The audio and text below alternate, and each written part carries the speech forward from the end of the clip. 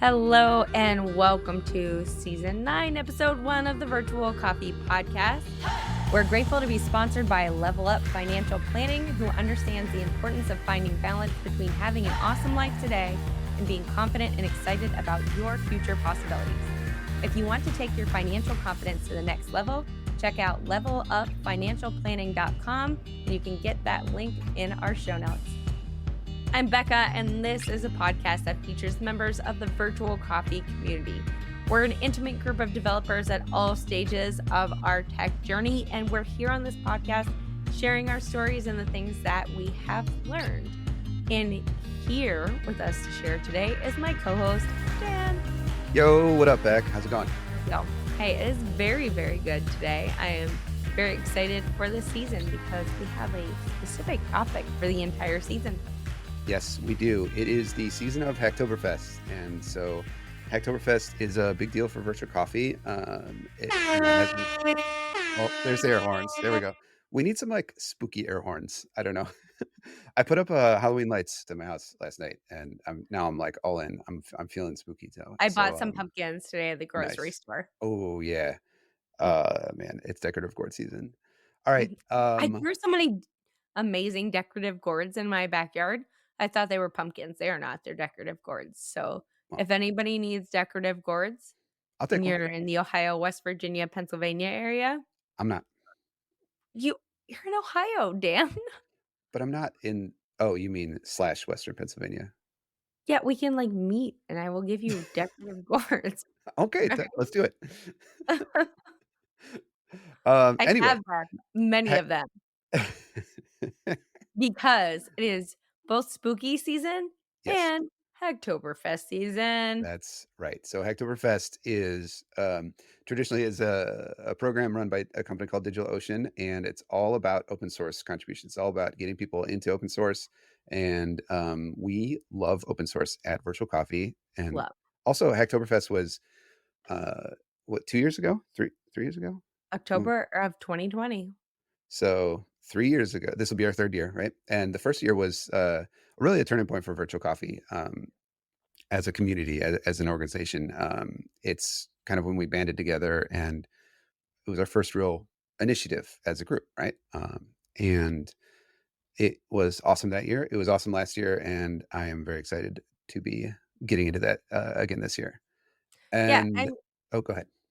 I was just gonna say, like, when Virtual Coffee was started, it very much was a pandemic thing. Like, hey, we all need community, we all need support. And then when Hacktoberfest started, that was exactly what Dan said. Like, that was the point where we realized that it was beyond that. Like, there were a group of people who wanted support, who wanted camaraderie, who wanted a community. And this was something that we were going to continue going on with. So for us, like, it's the definitive moment of the Virtual Coffee community.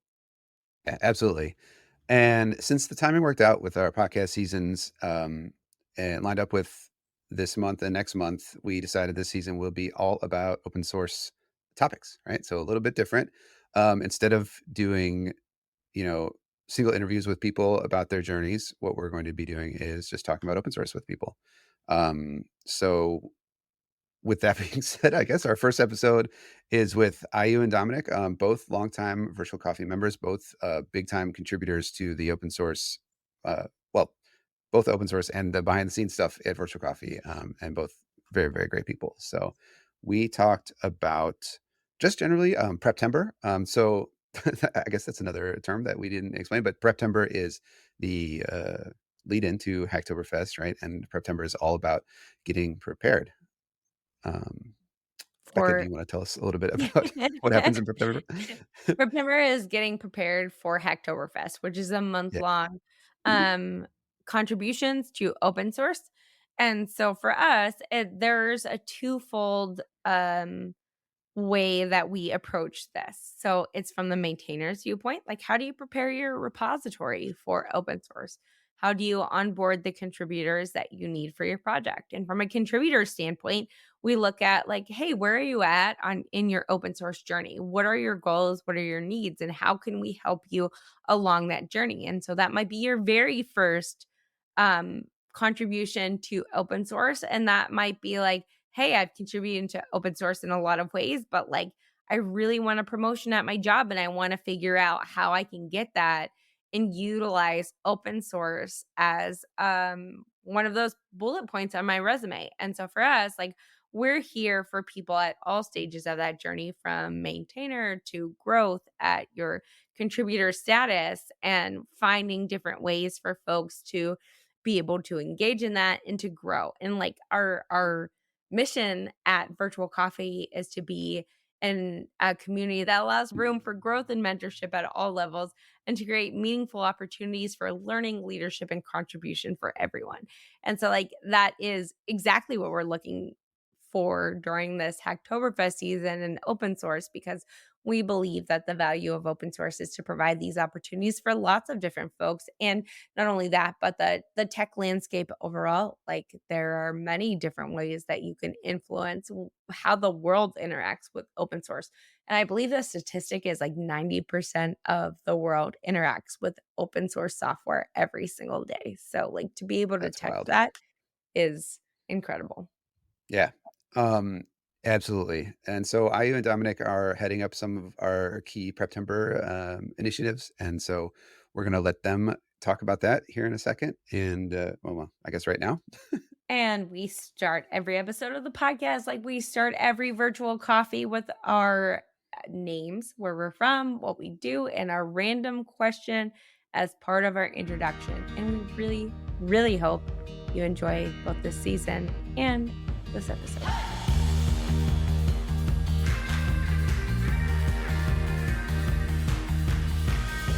And today's question is, what is the last type of issue you wrote for an open source repository? I am Bekah. I am the developer experience lead at OpenSauce. I'm from a small town in Ohio. And the last issue I wrote was for a documentation feature. I'm 90% sure, but that's also like 90% of the issues that I write. So Was that on like one of your own repositories or was that on somebody else's?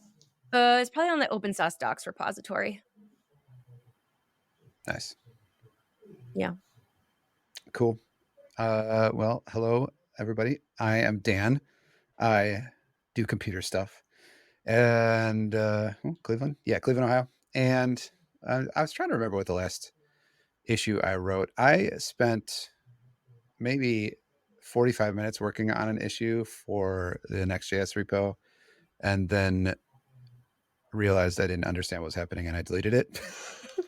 But it helped me sort of understand what was going on. You know what I mean? Like, I mean, I was going through and grabbing code examples and like, you know, really in the woods with the source code and stuff. And yeah, I mean, like it was a positive, honestly, like a positive experience, even though it didn't come with anything. I could have just like filed an issue and said, this thing isn't working, fix it now, you know? But I, I don't know.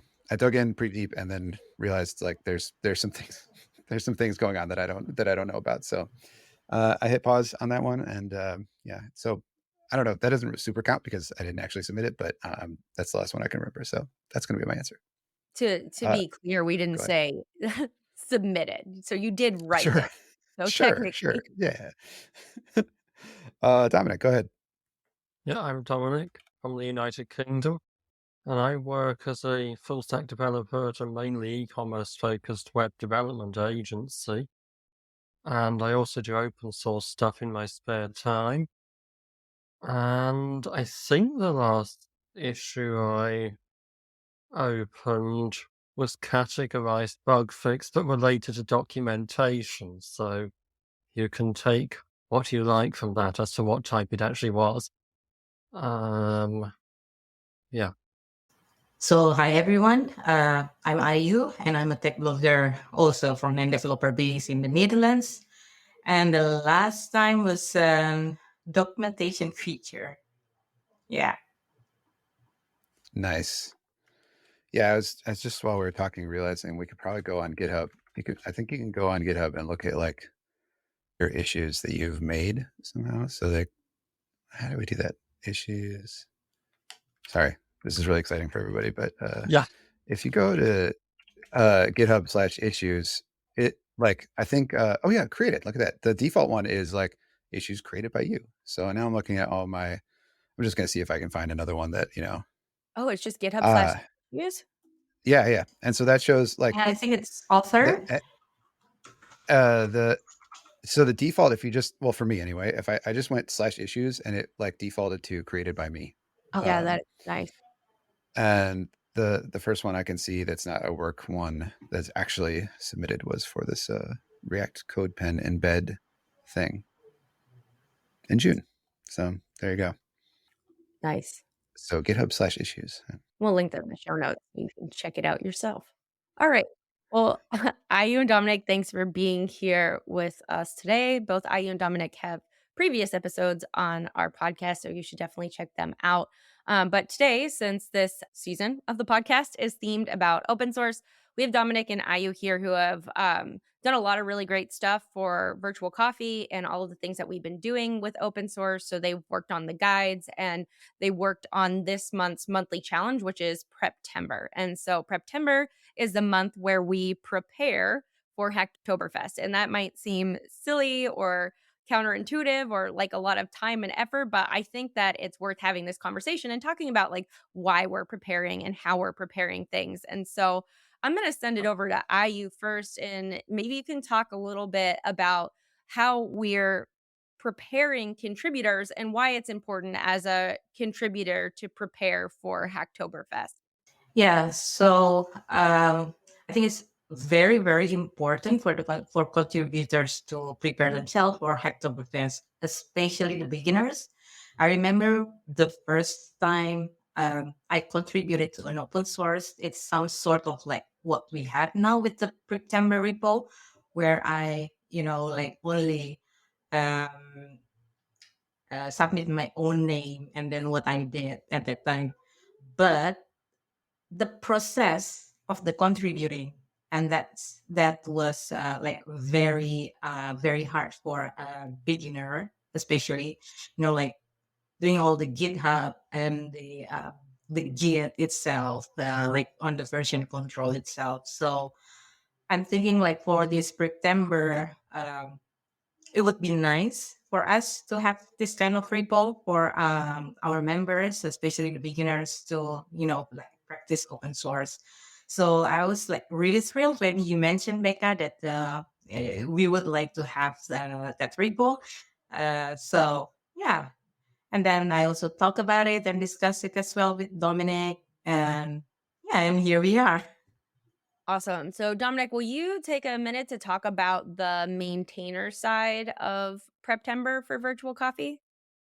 Yes. Yeah, I mean, I think Preptember is definitely important, whether you are a contributor or a maintainer, and whether you are a beginner or experienced, because once you actually get into Hacktoberfest, things can become pretty intense pretty quickly. And I remember before Preptember was really a thing, that it sort of felt quite full on suddenly, and you didn't really think about getting ready for it. And I can imagine that for a maintainer, that would be even more the case, because if you have a vaguely popular repository, you're going to get a wall of issues pretty fast. Well, really, a wall of pull requests, I mean, pretty fast.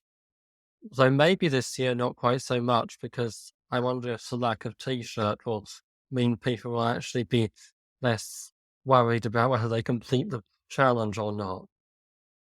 So I definitely think that having this month where we have resources like the maintainers checklist, which are always available, but where we're really encouraging maintainers to check their repositories are ready for contributors and things before the start of the month, and to get them into a kind of good position to avoid the complicated communications that can happen if you take a project straight into something and people are starting to get involved with that project and you haven't got everything set up properly to set up the guardrails and guidelines for how it should happen.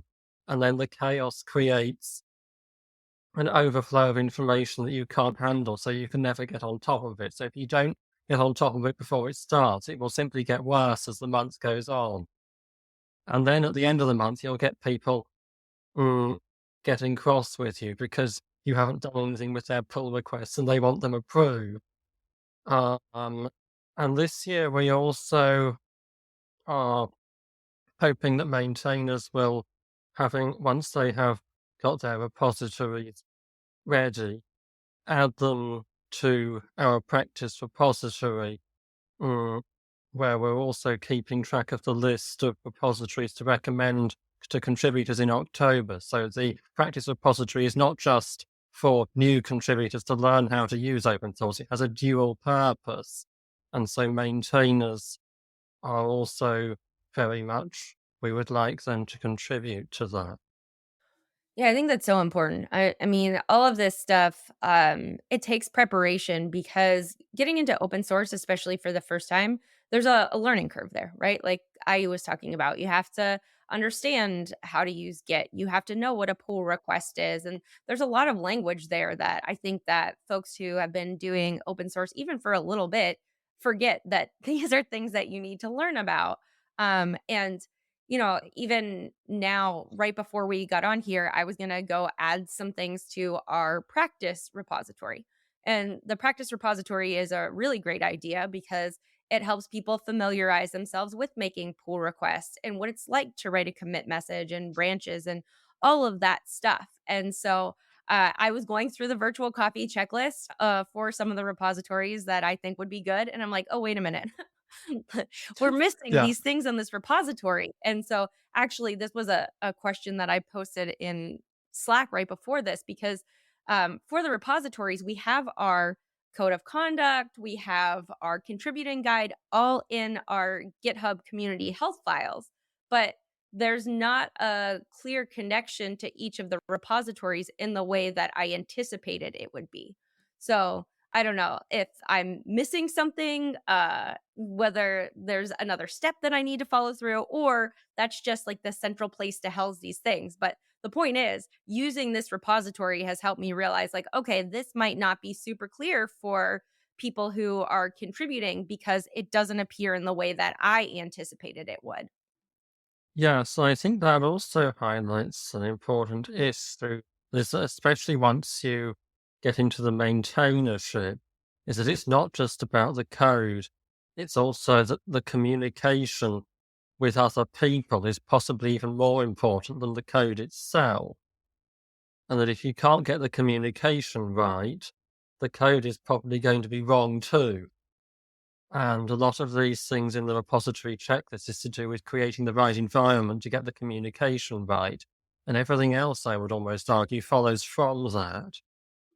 Yeah, I totally agree with that. And this it, and this goes along with the concept I think a lot of people are familiar with, where like teaching something is the best way to learn. It's like when if you're writing an issue or if you're doing anything like that, and you starting to describe something, um, and you put effort into it instead of just saying this doesn't work, and it's describing your steps, doing things like creating a reproducible, example repository or something like that, something to point to. All of those things are like good and almost essential for like definitely essential for creating a good issue, but also for helping get it done, things like that. But also help you learn about what is happening and also an actual like important document diagnostic tool for your own thing, right? So I've come across situations kind of similar to how I was describing before, where I start writing an issue and I go to make a like a reproducible thing that doesn't include all of my work, like the extra stuff, right? So there's an issue with some package, so I want to have a repository that like only has that package in it if possible, or only like the bare necessities, so I can reproduce the issue and display that it's happening.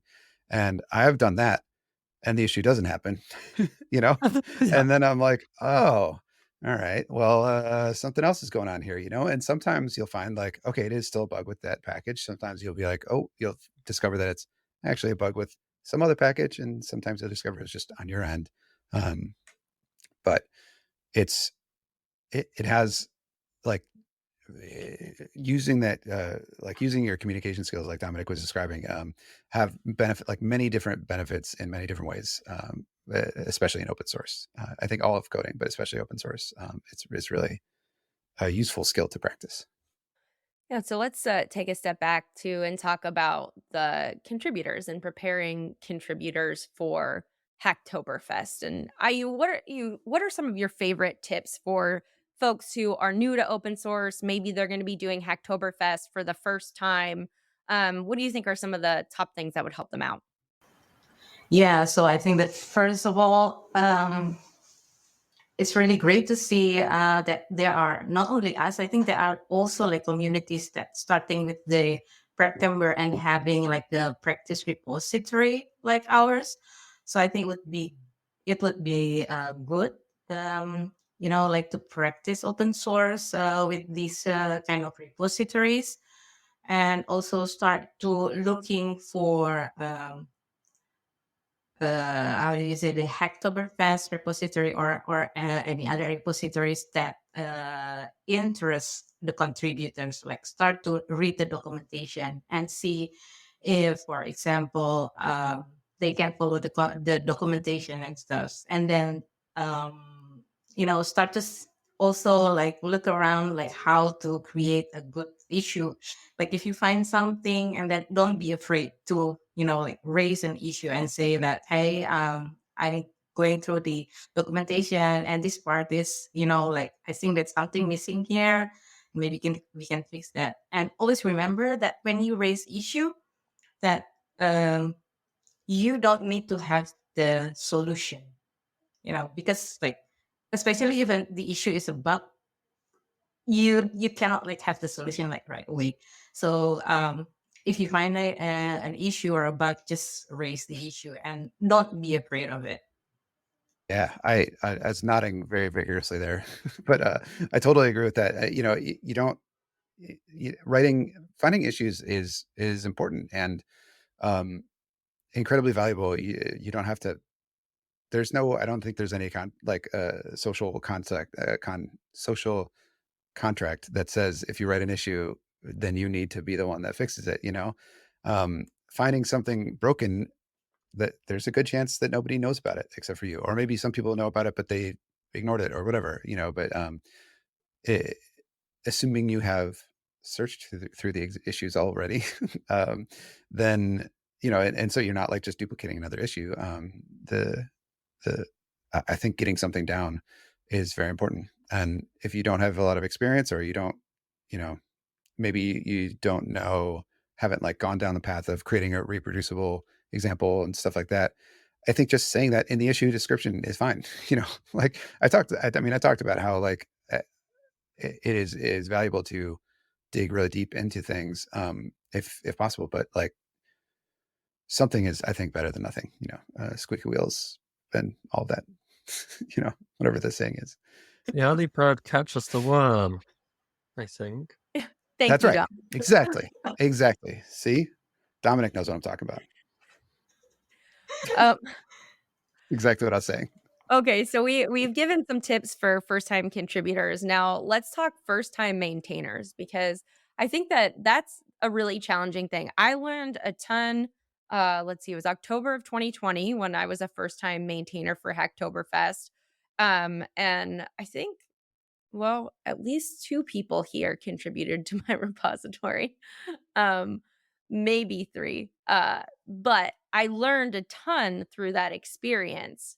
It wasn't all that I thought it would be, and as I maintain more and more repositories, I learned that this experience changes all of the time, because a lot of it depends on who your community members are and what stage they're at in their journey of open source. So, what tips do we have for first-time maintainers to help them anticipate what's going to come in as best as you possibly can?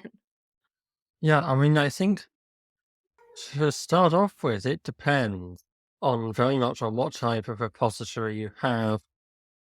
Is it an already long-standing project that you're trying to get ready for contributors for the first time? Is it a new project? Are you already well known? Do you think there's going to be a ton of people finding it straight away? if you think you're not going to have trouble finding people to contribute, then you probably want to focus on having a very well organized system for managing contributions before you opted into Hacktoberfest in any way. That might also include making sure your language is very clear so that if people make unsolicited pull requests that do not fit with what you've been already asking for, you want to have clear grounds for refusal without it getting difficult. Especially during Hacktoberfest, awkwardness is super awkward. On the other hand, if you're maybe just starting out with your repository, you're not particularly well known, you actually need to get a group of people around you to start contributing, then you might want to focus on getting your repository out there, finding posts where people are asking for in the comments repositories to contribute to, that kind of thing. But if you already think you're going to get a wall of contributors, try and keep your project out of those things. Yeah, I think that Yeah. the Go ahead, really Becca. valuable information. And I think that, all so much of open source comes down to having clear communication, and doing that in the best way possible. And Nick Taylor, I think, was saying earlier the importance of automating different things. And so, where automations can help support new contributors, where your uh, issue templates, issue forms, and PR templates are, those things can be super valuable to help you save time and energy in answering those kinds of requests. And I think, Dominic, what you were saying, nope, my brain lost it. It really like this one thing that you were saying, and I was gonna follow up on that, but I don't have it anymore. So go All right. ahead. Well, I have a follow-up. You mentioned having a system to deal with incoming issues and pull requests. Can you describe any pieces of system aside from, so I think the basics would be having, a README and a contributor's guide so you can do things like point to these sorts of things for getting rid of spam without feeling guilty and things like that. But I was wondering if either of you really have like ideas for how to manage incoming, let's say incoming valid issues and pull requests, right? Like let's assume for a second that they're all good and um, they're all positive contributions, right? How do you like, if you were inundated in Hacktoberfest, how what are some systems to use to like get through that, or techniques or anything? Yeah, I mean, That's a good that's question. slightly I tricky. don't. Yeah. Yeah, if assuming they're all good and there's just far greater volume of them than you can hope to process, then I kind of feel like you've already made a bit of a mistake. And that what you should aim to do is to only have a manageable number of open issues accepting contributions for Hacktoberfest, so as to make sure that the pull requests you get that you've committed to accepting during Hacktoberfest are not more than you can handle. So if you think you've got capacity to maybe properly review, say, 20 pull requests, make sure you only have 20 issues accepting Hacktoberfest contributions, and make sure that in the contributing guide or README or wherever you put this kind of information, it's very clear that mm, any pull requests that are not on open issues will not be responded to during Hacktoberfest, and that pull requests on issues that have not been specifically marked for Hacktoberfest may be handled only after October is done. And then you know that you're getting a stream of incoming requests that you've committed the time to handle. I think that makes a ton of sense. Um, the we've done that before with virtual coffee, right? We've had specific issues, or specific labels, I'm sorry, for issues, right? I've also just like created new issues halfway through. Like I had a batch of issues that I just didn't create. Um, the another thing that we've done in virtual coffee is we reserve some issues just for virtual coffee members, right? So they are Hacktoberfest like valid, right? But we only want our members to work on them. And that was kind of like, I feel like that was kind of cool too. Um, yeah, I think those are all great ideas, Dominic. And there's lots of different ways um, to do that. Hopefully, people don't end up getting burned. I will say, like, you do also have, like, Hacktoberfest, at least in the past, the rules have been, you can merge a pull request, or you can add a pull. The label is like Hacktoberfest accepted or something like that. You can add that label to a pull request, and it doesn't have to be merged for it to count for the Hacktoberfest rules, Yes, that is specifically, true. um, Equally, which is I another would little stopgap. yeah, I would argue though that even so, you want to be a little bit careful because if you put Hacktoberfest accepted on a pull request without really looking at it, and it actually turns out to be mm, something you decide later on you wouldn't really have wanted to accept, that potentially puts you in a slightly awkward position. I'm not sure, but I think it could. I That's a good think point. I think. Oh, go ahead. Go ahead. personally, I'd feel a bit awkward about putting that label on a pull request just because I didn't have time to look at it. That is fair. I think it. I don't know if this happened on last year, Virtual Coffee, or not, but there's a sort of a larger pull request, and they put a lot of work in, and it was like they were assigned the issue. It wasn't like a random thing. Um, and I was like, no, this is good enough. And I don't know that we ended up merging the pull request, but I communicated that in the thing. Like, this is, you know, I think I'm fine with, me personally, and this is just a judgment call, I think, rewarding contribution, even if the contribution doesn't get merged, if they're working hard in good faith. You know what I mean? Yes, yes, It's I think that is actually a very good use case for the Hacktoberfest accepted label, where you can see that there's, like, you've had enough time to have a look at it. You can see that there's obvious merit in what they're contributing. You can't necessarily make the decisions right away whether you're going to be merging it or not, or maybe you've realized you made a mistake in what you asked for, but they still did valid work. There can be various reasons, or you just know it needs more work and it won't necessarily get completed, but they've put in some effort during the month, and so it should be recognized. And I think, yeah, that's very valid. Equally, you could get someone who puts in a piece of work that is complicated and big, but rather obviously doesn't relate to what they were supposed to be doing. right, right, right. So I mean, it's a judgment call, either Yeah, way. But yeah, I mean, and that, like, kind of brings up it's sort of a separate topic, but as a contributor, you need to, like, I think everybody needs to accept the possibility, like, that a pull request that you make won't get merged in. That's just always yeah, always a possibility, and it can be for a million different reasons. And I mean, I'm sure some of them aren't good reasons, but most of the time, valid reasons. And that's just another piece of, like, that's another piece of working in open source, is that you don't have to think of it as a risk, but it's like a part of the process. Is sometimes yeah. work just doesn't work out, you know, Yeah, I don't know, and and it's I think disappointing. And you don't get your name in the yeah, contributors, like, list, but I don't know. I think it's always the case with any type of work really that sometimes things go in a certain direction and for very massive quantities of valid reasons, work can't always be used.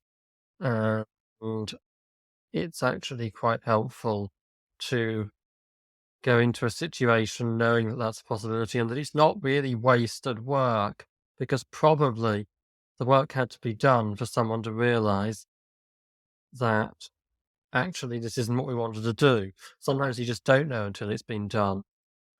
Yeah, I think that what it comes down to is kind of rethinking the significance of what you're doing, right? Because it can feel like, "Hey, I did this and the work didn't get merged in," but did you learn something from that? Have you grown since you started the thing that you did?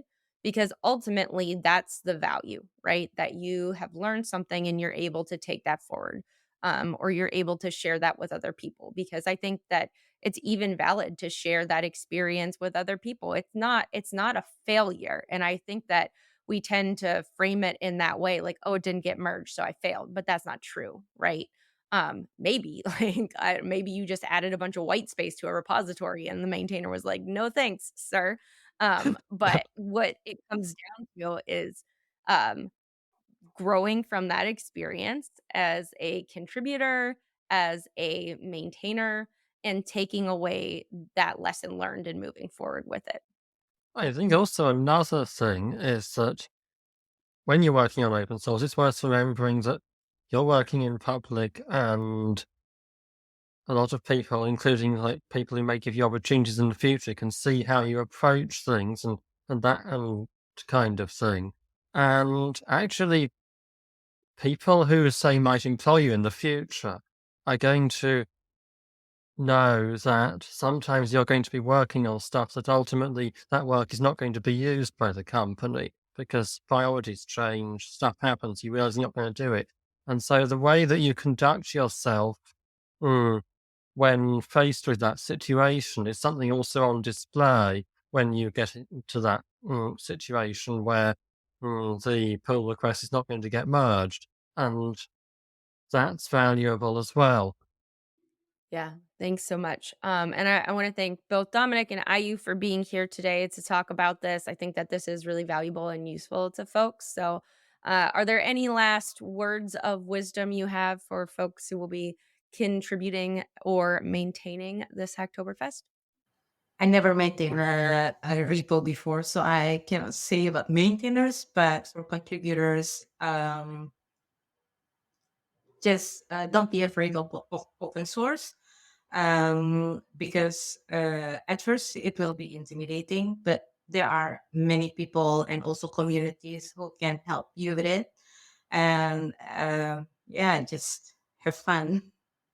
I love that. I have a lot of fun on open source. It can be stressful. It can be hard, but like, uh, I think once you get past the first couple of times, and this is what we do at Virtual Coffee for Hacktoberfest is just try to help people kind of step into the waters, a bit. And once you get in there, it can be a lot of fun and it can be very rewarding. It can be a lot of work sometimes too, and it's all sort of optional, I suppose. But in the end, I think it's super worth it Yeah. for a million reasons. Yeah, and adding to that, I mean, like I've been in open source for a while, but still, up until now, I always bug Dan for lots of things open source. So, yeah. You've never once bugged me. Yeah, I think one thing I would add is don't get burnt out while you're doing it. And it's okay if things change and you can't always do the things that you were going to do or that you're committed to doing, as long as you communicate what's going to happen and can make sure that you keep people in the loop about whether or not you're going to be able to do things. Sometimes stuff happens and you can't do what you thought you were going to be able to do, and that's okay. And don't get too stressed out about it. Just communicate. Love it. I think that's a great way to end. So, thank you both for being here with us today. And thank you to everyone who listened. We hope you enjoy your open source contributions and maintenance, I guess, this year. Thanks, everyone. Thank you. Thanks, you.